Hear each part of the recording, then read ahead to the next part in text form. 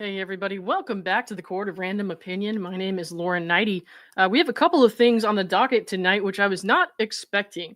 The first of those we're going to go through now is Justin Baldoni and Wayfarer Studios' response to Marvel Studios. And at the end of the last week, they filed a motion to quash the subpoena or to have their information, attorney's eyes only, basically, or like not publicly available. And then after this stream, I'm going to take a quick break and then we'll have the next one, which is Jennifer Abel has just filed an amended response to Blake Lively's lawsuit. And so we're going to go through that together and see what's new. Before we get started on this Marvel letter, I'm going to see if anyone else wants to filter in here. So let me catch up with the chat really quick. This is not a long letter, so this won't be a long stream, but the next one is going to be pretty quick after this one is done. Thank you, mods, for being here. How's everybody doing? Let's see. I really hope they lose every case. Oops, did I say that out loud? Well, I mean, most people are probably thinking that at this point. So yeah. Okay, at least let me pull it up on the screen so we're ready here. All right.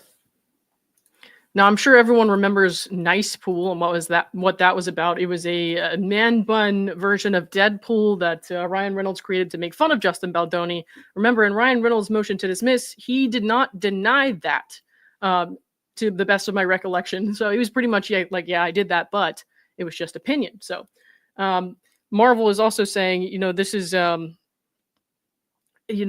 were also saying this was not like a matter of fact that they were, saying it was just opinion. It was just a caricature. So yeah, one sec. Let me see.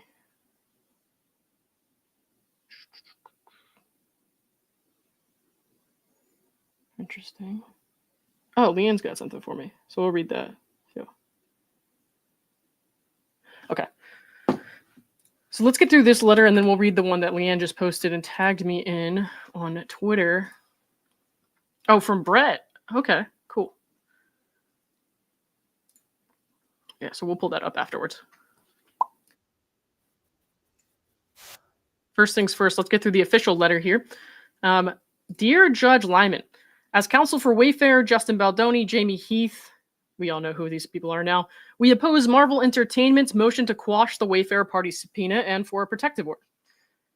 Contrary to its representation, Marvel did not meet and confer with us in a good faith effort to resolve this dispute.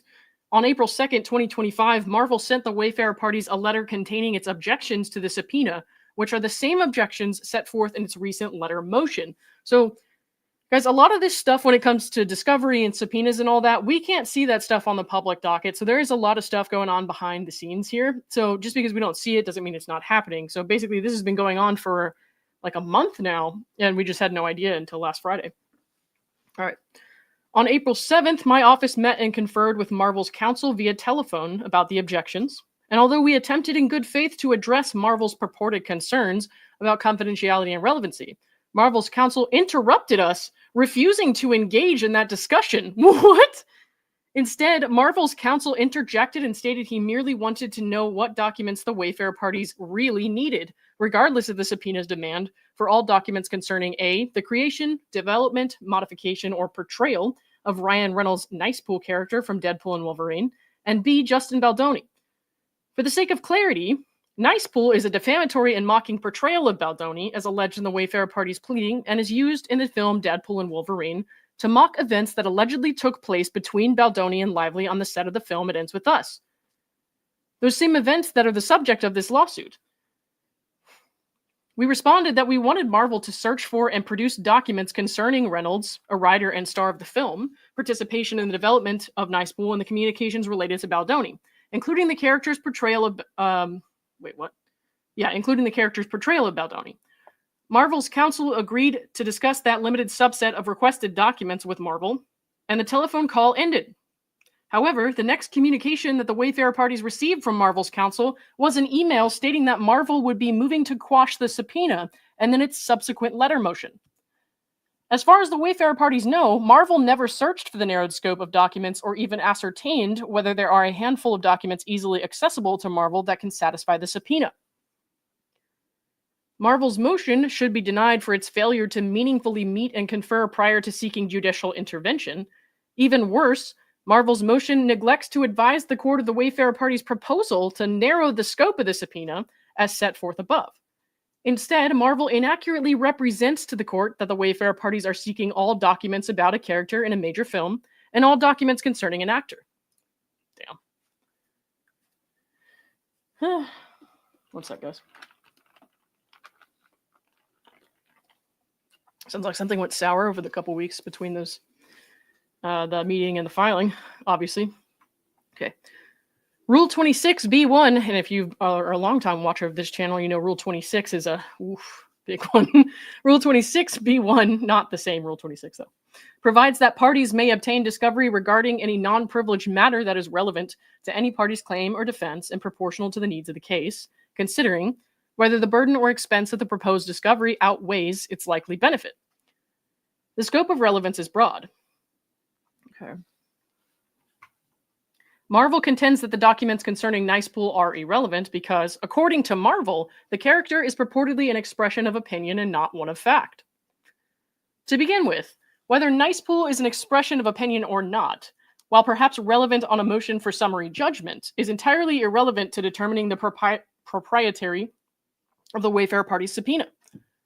Indeed, even if the Nicepool character were found to be an expression of pure opinion and therefore inactionable in its own right, information concerning Nicepool and communications exchanged in relation thereto would still clearly be relevant to, among other things, the question of Reynolds' alleged malice. That is especially true given that, on a big-budget superhero movie, Reynolds insisted on the ill-fitting and belated addition of Nicepool, oh shit, to the script during the period at issue during this litigation, and in fact, credited it in the film It Ends With Us. Wait, what? I don't get it. Hang on. Reynolds insisted on the ill-fitting and belated addition of Nicepool, yeah, to the script during the period at issue during this litigation. Okay. Okay. I get it. So he insisted on adding Nicepool to Marvel during the time that everything was like kind of going sour on It Ends With Us, like the period of time during the film where they're fighting over. Okay, that took me a minute to understand that. All right. Importantly, the information sought could establish malice not only in connection with this portrayal, but also in connection with other defamatory statements Reynolds made at or about the same time over the same events that caused the Wayfarer party substantial harm. And Marvel's argument does not apply to the request for information concerning Baldoni. Even if it were appropriate to consider Marvel's position as to whether the character is an expression of opinion under California law, a statement of opinion is actionable if implicitly based on undisclosed facts. The court applies a totality of the circumstances test in which the court reviews the language of the statement and the context in which the statement was made. Under New York law, courts generally consider 1, whether the specific language in an issue has precise meaning, which is readily understood. 2, whether the statements are capable of being proven true. And 3, whether the full context of the communication in which the statement appears is such as to signal readers or listeners that what is being read or heard is likely to be opinion, not fact. The pertinent facts are most appropriately developed by discovery and presented either by way of summary judgment motion or at trial. Indeed, the case that Marvel cites for the unsupported proposition that Nicepool is clearly a joke and not grounded in any factual basis was decided after limited discovery on the issues raised in the motion for summary judgment. Okay. One sec.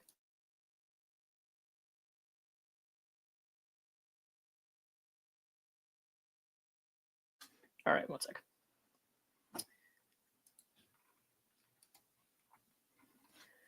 Marvel further argues the Wayfarer parties have other less burdensome means through which they can obtain relevant documents, if any exists, from the parties in the action, such as a request for admission or a party deposition. First, Marvel does not explain how the subpoena is unduly burdensome, especially given the Wayfarer parties' agreement to narrow the scope thereof, and Marvel does not claim it will incur significant expense to locate and produce the documents. Second, compliance with the subpoena may moot the need for further discovery concerning Nicepool. Third, the suggestion by Marvel that the Wayfarer party should obtain documents and information concerning Nicepool from the parties hereto, including from Ryan Reynolds himself, is insincere because Marvel also seeks a protective order prohibiting the disclosure of Marvel's confidential documents by any party or other non-party in this action. Marvel does not merely seek that relief in the alternative to quashing the subpoena. Thus, Marvel simultaneously contends that 1, the Wayfarer party should seek Nicepool documents from the parties hereto, and 2, the court should not permit any party or non-party to disclose Marvel's documents. Marvel further argues that the Nicepool documents are particularly sensitive because they relate to the development of a character in an ongoing movie franchise. Yet, as Marvel itself recognizes, this court has entered a protective order that provides for ample protection of any proprietary information. Marvel notes that whether and how unspecified storylines, plots, and characters will appear in upcoming unreleased projects is a subject of how much public interest, and this information is closely guarded by Marvel. However, the subpoena only seeks documents concerning Nicepool from one movie that has already been released, Deadpool and Wolverine. I don't know if you guys remember, I'm pretty sure you do, Nicepool was dead at the end of that movie, so I'd be shocked if they brought him back. Like, he was dead, and then he was dead. Alright. Didn't his head blow up or something? I don't even know. I don't even remember what happened.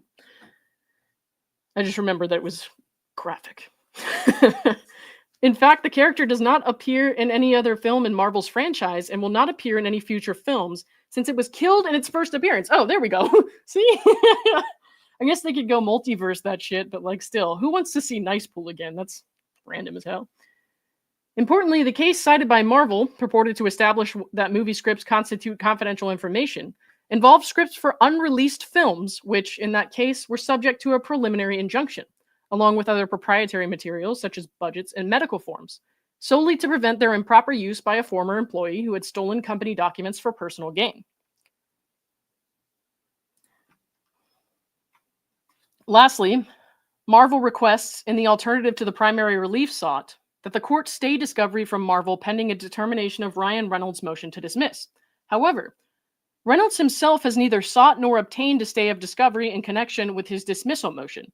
Additionally, and as detailed in the Wayfarer party's opposition to Reynolds' motion, there are not substantial grounds for dismissal of the claims against him. And in the unlikely event claims against Reynolds are dismissed with prejudice, the information sought in the subpoenas remains relevant as to the suit against Lively, as the Wayfarer parties contend Reynolds was acting as an agent of Lively. The Wayfarer parties have proposed, in good faith and to avoid any undue burden upon Marvel, to narrow the subpoena to documents concerning Reynolds' participation in the development of Nicepool and communications concerning Baldoni. Marvel will not be prejudiced if the court declines to stay compliance with the subpoena because the film has already been released, and any non-public documents can be marked confidential pursuant to the protective order. We respectfully request that the court deny Marvel's motion and compel Marvel to comply with the subpoena. Interesting. All right. So before we get into the next document stream, there's another one I'm going to read for you guys here. Let me get a little bit of a better read on what this actually is. So Leanne tagged me in this. Okay. New pending filing for Marvel Discovery from interested non-party. This has yet to formally hit the docket, but I've been given exclusive permission by Brett McDowell and I want to say this name right, but I'm going to butcher it, aren't I? Aiko Shiwata? I'm so sorry. I'm so sorry if I butchered that. To share their formal request to Judge Lyman to preserve any discovery materials that relate to Nicepool and Dogpool from the Deadpool and Wolverine movie. I'll be doing more with their story this week, but I'm really pleased to see they're taking formal steps to secure their own justice. This document has been properly served on counsel of record and submitted to the court pursuant to Local Rule 1.1 and Appendix C of the Southern District of New York's electronic filing rules. It is pending formal docketing. Okay, so it looks like we got a few pages here. Can you guys see that okay? Let me move my head. Nope, that's not what I meant to do. Okay, there we go. I don't know if I can really zoom in anymore because it's, Brett is requesting to hold docs. Hold on. Let me see if I can pull this up on the side to where it's a little easier to see. That'd be good, but I don't know if it'll let me. Yeah, it won't. Okay, I'm just going to read it for you guys, and you're going to have to trust me that I'm not steering you wrong. Okay. Dear Judge Lyman, I write as a non-party individual in connection with the above captioned matter. I respectfully request the court ensure the preservation of all discovery materials, including internal communications, design documentation, and drafts relating to the creation, development, and portrayal of the character Nicepool in Deadpool and Wolverine, and any related character likenesses, including Dogpool. Recent admissions by Marvel Entertainment, made in its April 25th letter motion to Quash, regarding the creation and portrayal of the characters Nicepool and Dogpool in Deadpool and Wolverine, including references acknowledging derivative joke and caricature elements, further reinforce the material relevance of the discovery materials sought. These admissions shed new light on patterns of conduct at issue and support the inference that creative decisions may have been informed by real-world experiences, relationships, and prior notices of concern. Accordingly, full preservation and review of related development materials is critical to ensuring a fair and complete discovery record. Okay. This request is made in good faith and arises from a separate but closely connected pattern of facts. My spouse, Aiko Ishiwata, and I are public figures within the independent game and entertainment community in Montreal.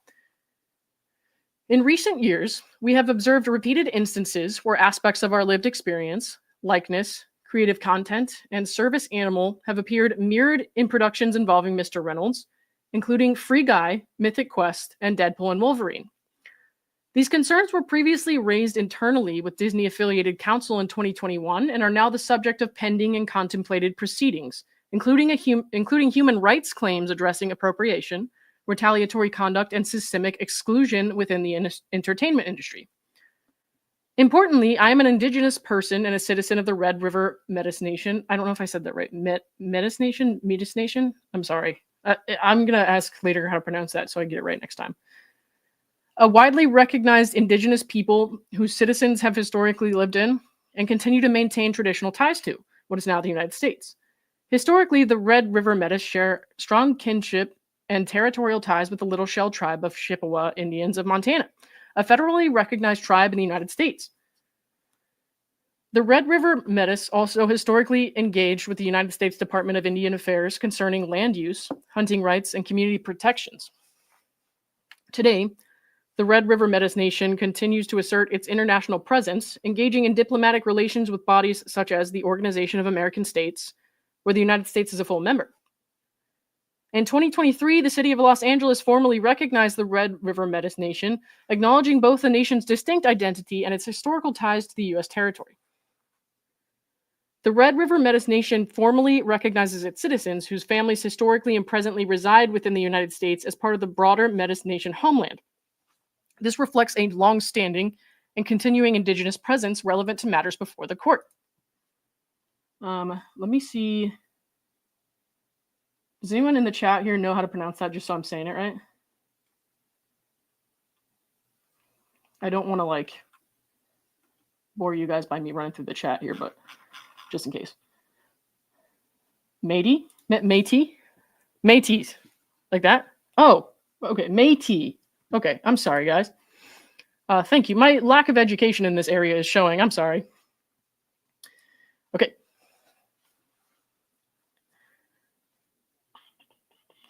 As such, these matters also involve concerns of retaliation and potential targeting connected to my Indigenous identity and to my prior efforts to raise concerns about fairness, ethical practices, and equitable treatment in relation to maximum effort productions and Mr. Reynolds' affiliated business activities. Public statements made by Mr. Reynolds regarding commitments to fairness, diversity, and respect create a reasonable expectation that such advocacy would not result in retaliation or exclusion. The pattern of appropriation, exclusion, and retaliatory imagery alleged here must therefore be considered within the broader context of racialized harassment and professional retaliation, not mere creative liberties. We are not seeking to disrupt this proceeding. Rather, we believe that some of the same internal documents currently sought under subpoena, particularly those Marvel now seeks to quash in document number 86, may bear directly on ongoing and contemplated legal matters, including intellectual property concerns, allegations of retaliatory representation, and emerging claims related to harassment and retaliation. In particular, recent discoveries and admissions before the court raised the possibility of future litigation within the state of California and/or the state of New York concerning retaliatory conduct directed towards my spouse and myself. These concerns arise from my spouse's experience at the 2017 Game Developers Conference in San Francisco, where she reported experiencing symptoms consistent with drugging, and the subsequent portrayal of similar traumatic themes in the television series Mythic Quest, a production cross-promoted with Wrexham AFC and involving Mr. Rob McElhaney. The marketing and creative overlap between Mythic Quest, Wrexham, and Disney-affiliated productions, alongside the known public knowledge of my spouse's traumatic experience, raised serious concerns that these portrayals may have been harassing in nature and retaliatory in effect. We are also engaged in human rights proceedings in Canada, addressing similar themes of appropriation, retaliatory exclusion, and professional discrimination tied to the entertainment industry, including issues related to bona fide occupational requirements. In light of recent developments, we are also assessing whether the United States may be the appropriate jurisdiction for additional proceedings related to these matters. One sec, guys.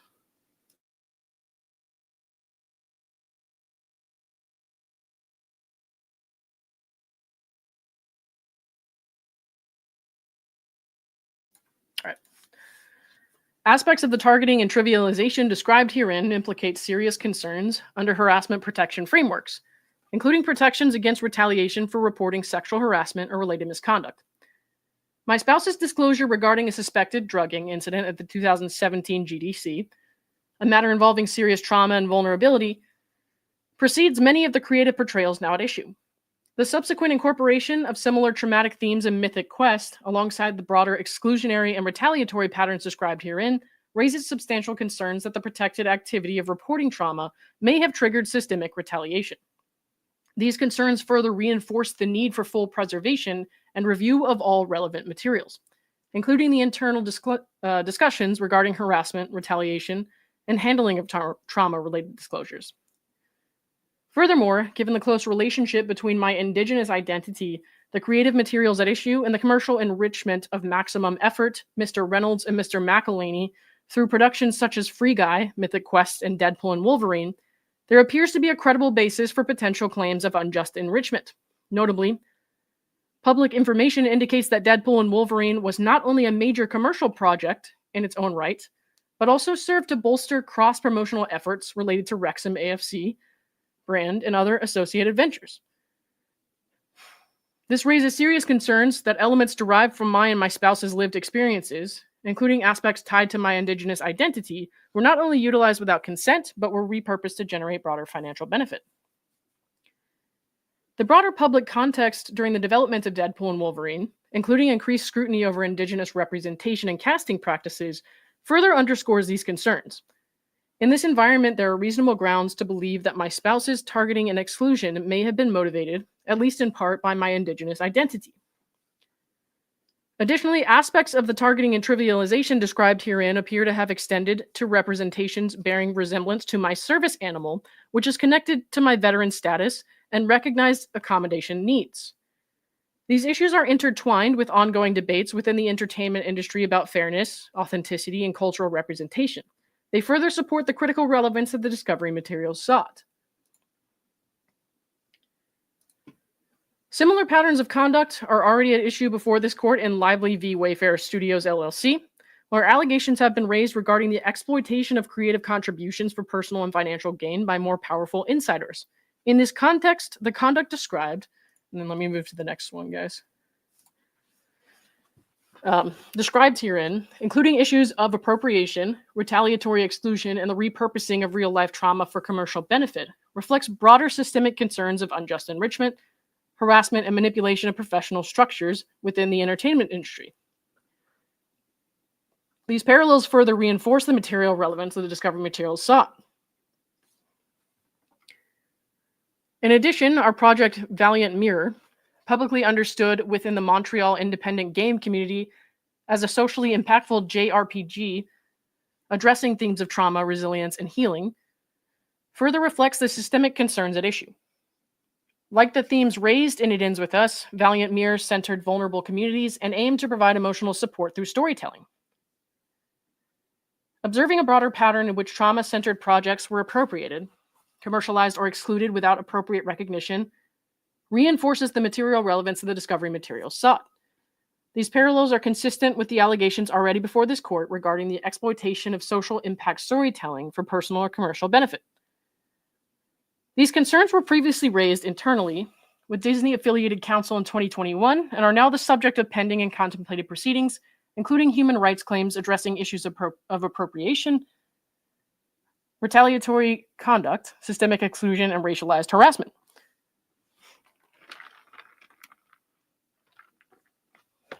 These patterns of appropriation, targeting, and trivialization appear to predate the more recent public disputes now before this court. The consistent exclusion or repurposing of socially impactful creative projects, including those centering Indigenous, vulnerable, or trauma-affected communities, reflects a broader trend that existed independently of any alleged smear campaign.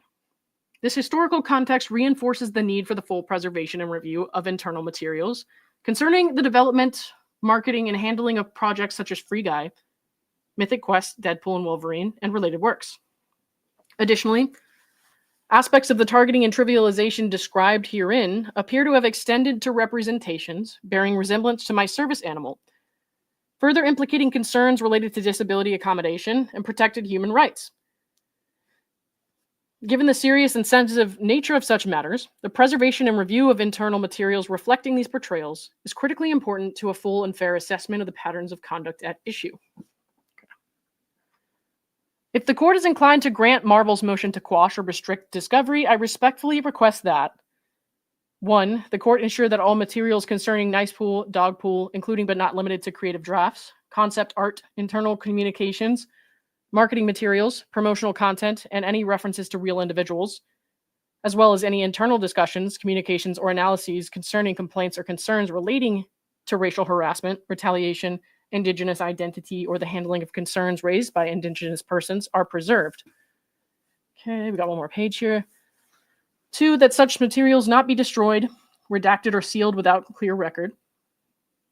3, that the undersigned be permitted to submit additional information should any overlap with this matter become more direct or actionable.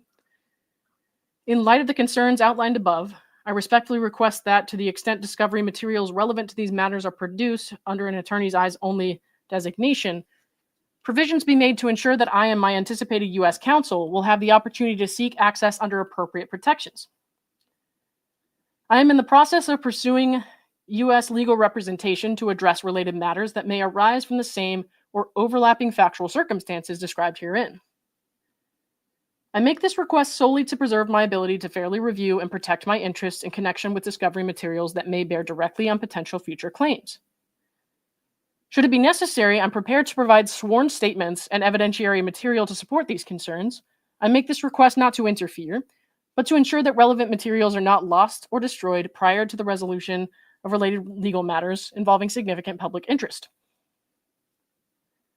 I have separately served preservation notices directly upon the Walt Disney Company, Marvel Entertainment LLC, and Wayfarer Studios LLC, outlining these and related concerns. Should the court find it helpful, I am prepared to provide copies of that correspondence upon request. Respectfully submitted, Brett Douglas McDowell. So that was what Brett sent Leanne, and here's a notice of service. So if you want to read it for yourself as well, because I know that was kind of, I stumbled over my words a little bit there and I pronounced some things wrong. If you want to read it yourself, you can go to Leanne's Twitter right here at KiaraJade2001, and you'll be able to read it there. Just Ricardo, thank you for the 2. Watching wrestling. See you lovelies later. All right, thanks. Thanks, man. Appreciate you. Okay, so Jennifer Abel has filed an amended response to Blake Lively's lawsuit. And so that's the stream I'm going to be doing next. I'm going to take about a 20 to 30 minute break or so before we get there. Let me set that up for you guys right now. Hang on. And let me see if Justin's has come out, because I'm assuming this is just Jen Abel. So I'm assuming Wayfarer and Justin are filing separate ones. So let me see. I'll look at saved cases, see if anything else came out. I can report. Unless they don't amend their response. But Jen Abel for herself did. Yeah, there's nothing else out except for Jen's. So we'll go over that shortly. Let's see. Why don't we set the start for 9:30? That'll give me a nice good chunk of time to take a break. And as soon as this stream ends, it's going to send you guys over there. You can stay in the chat until it's time to start, or, if you don't want to, that's fine. You can come back to it. But hit that notification bell. and we're gonna read that. It's a longer one, so we'll have to go through it and see what's new. Frank, what will I do for the next 20 minutes? Drink your water. That's what I like to do in my free time, apparently. All right, so guys, I will post the link to these documents after the streams, and I'll put them on Twitter. I'll put them on my YouTube page, so no worries there. I'm gonna go downstairs, do a couple things, and then I'll be back with you guys at 9:30. Leave a like on your way out if you don't mind, and then it's going to send you over to the next stream right now automatically. So, or you might have to click a button actually, but it'll show you. So, all right, thanks everybody, and I'll see you in a bit.